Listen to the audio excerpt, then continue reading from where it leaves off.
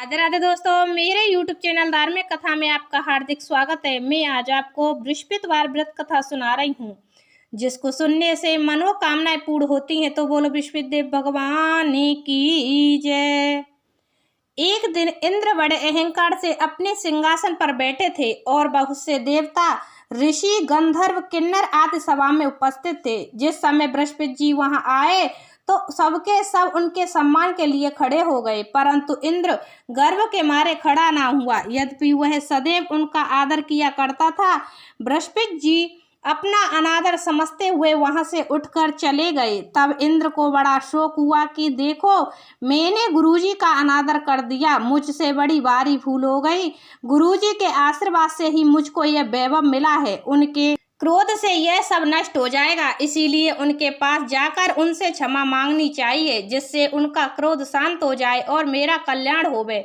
ऐसा विचार कर इंद्र उनके स्थान पर गए। जब बृहस्पति जी अपने योग बल से यह जान लिया कि इंद्र क्षमा मांगने के लिए यहाँ आ रहा है, तब क्रोधवश उससे भेंट करना उचित न समझकर अंतर्ध्यान हो गए। जब इंद्र ने बृहस्पति जी को घर पर न देखा, तब निराश होकर लौट आया। जब दैत्यों के राजा वृषभर्मा को यह समाचार विदित हुआ तो उसने अपने गुरु शुक्राचार्य की आज्ञा से इंद्रपुरी के चारों तरफ से घेर लिया।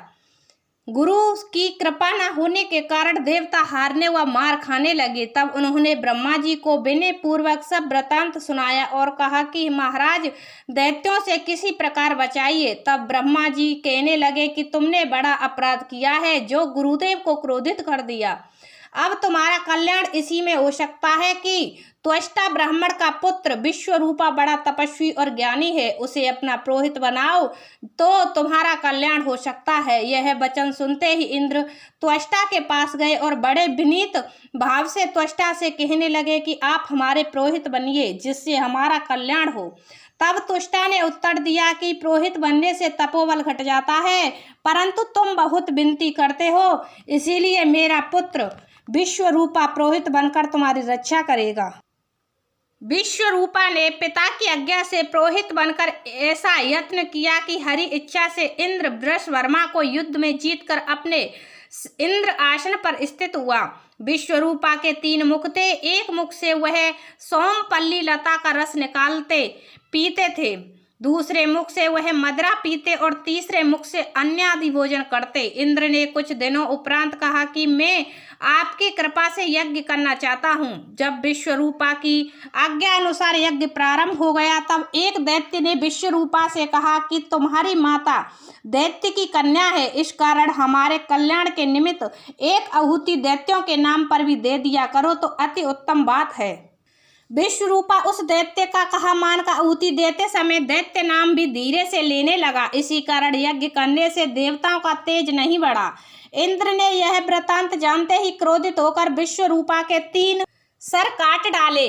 मदपान करने से भंवरा, सोमपल्ली पीने से कबूतर और अन्न खाने से मुख से तीतर बन गया। विश्वरूपा के मरते ही इंद्र का रूप ब्रह्म हत्या के प्रभाव से बदल गया। देवताओं के 1 वर्ष पश्चाताप करने पर भी ब्रह्म हत्या का वह पाप ना छूटा, तो सब देवताओं के प्रार्थना करने पर ब्रह्मा जी बृहस्पति जी के सहित वहां आए। उस ब्रह्म हत्या के 4 भाग किए, उनमें से 1 भाग पृथ्वी को दिया।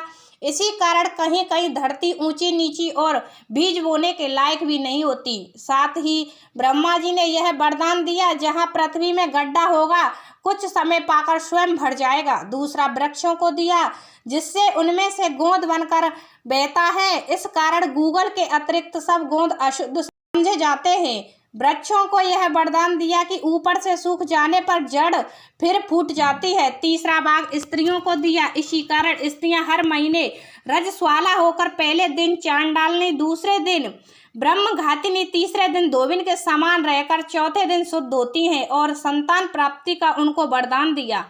चौथा भाग जल को दिया, जिससे फेन और शिवाल आदि जल के ऊपर आ जाते हैं। जल को यह वरदान मिला कि जिस चीज में डाला जाएगा वह बोझ में बढ़ जाएगी। इस प्रकार इंद्र को ब्रह्म हत्या के पाप से मुक्त किया गया। जो मनुष्य इस कथा को पढ़ता या सुनता है, उसके सब पाप बृहस्पतिदेव जी महाराज की कृपा से नष्ट हो जाते हैं। तो बोलो बृहस्पतिदेव भगवान की जय।